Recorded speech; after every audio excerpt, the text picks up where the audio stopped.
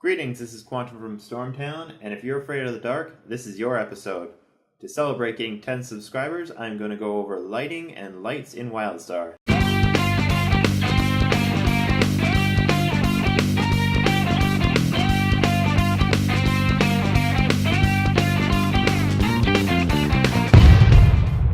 So before I even really get too far into this, I have to say that your skybox is actually one of the biggest contributors to what your lights are actually doing in your housing plot. You may have lights of all kinds of different colors, but it doesn't really matter what they are, because as soon as you change it to, let's say, cold, for example, all the lights get washed out. Or if you change over to the northern lights, as you see here, everything becomes overly saturated. With war, it just becomes red and, not surprising, and World Destroyer, I don't even know where to start. For this demonstration, we'll be using the night skybox, just because it's going to keep everything simple. Doesn't modify the lights too much. Right here we have the orange purple leaf nightlight. One of the few lights in the game that is actually one of the few lights that produces a purple glow. And on top of it, it's very soft. The radius isn't overly big, but you're not going to find many that actually produce this color light.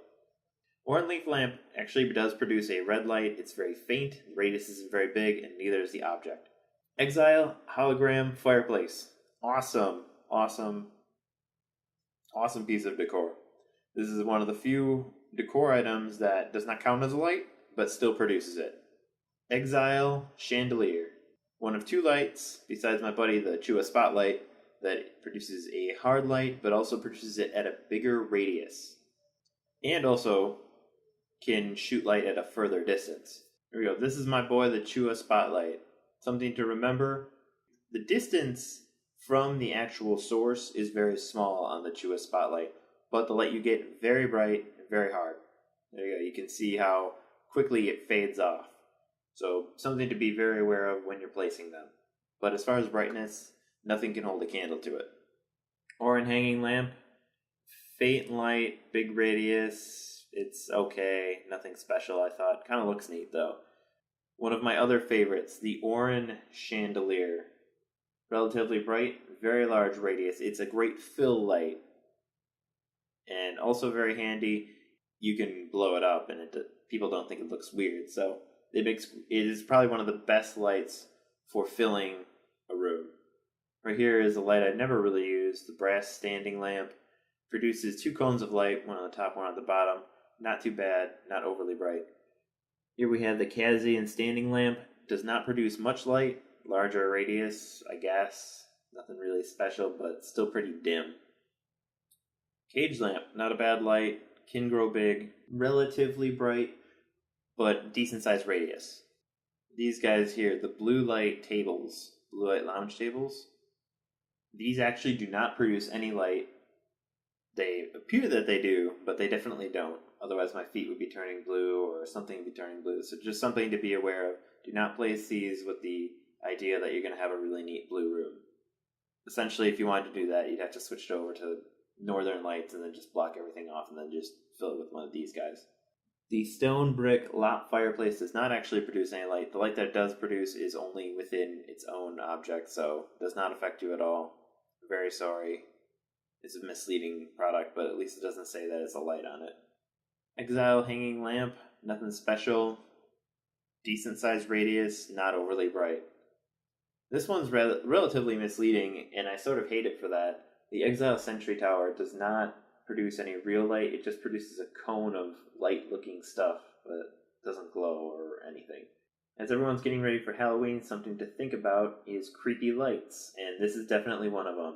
This actually produces one of the brightest red lights with a decent radius. So you could build that into your home somehow and make it look kind of creepy. Fancy hanging lamp. Not very bright. Tiny kind of ish radius. It's a lamp I used to use early on and now I don't use them ever again. Spotlight. Very misleading light. It doesn't actually produce a light that, I don't know, as you can see here, it treats it more like a plane. As you turn your camera angle, it does make this kind of nifty smoke effect, which isn't too bad.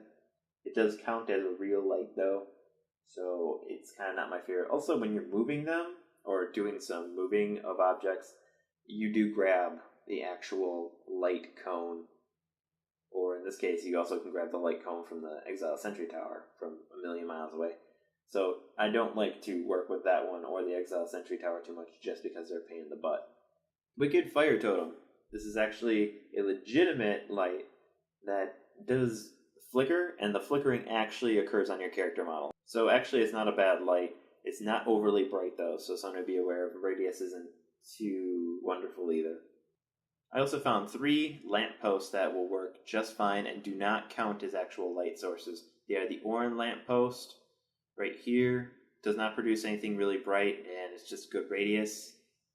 The bronze lamppost, which actually does sort of spotlight a small area with a very little feather. Finally, the Kazian lamppost, which produces a red light. True spotlight, best light in the game, for sure. Once again, everybody, thank you so much for your time. Comment, subscribe, share, like, whatever it is that you do. Thank you very much.